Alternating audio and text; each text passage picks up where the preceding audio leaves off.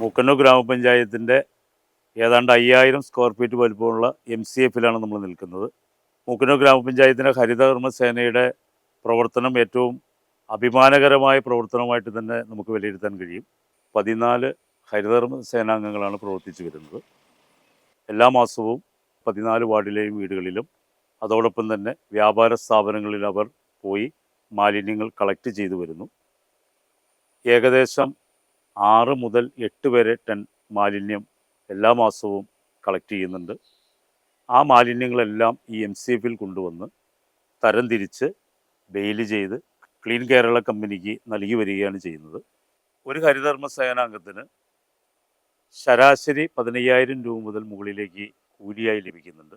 ഹരിതകർമ്മ സേനാംഗങ്ങളുടെ പ്രവർത്തനം കൊണ്ടുള്ള ഏറ്റവും വലിയ നേട്ടം നമ്മുടെ റോഡുകളിലേക്കും ജലാശയങ്ങളിലേക്കും പൊതുസ്ഥലങ്ങളിലേക്കും ഒക്കെ മാലിന്യങ്ങൾ വലിച്ചെറിയുന്ന പ്രവണത താരതമ്യേന കുറഞ്ഞു എന്നുള്ളതാണ് ഏറ്റവും വലിയ നേട്ടം.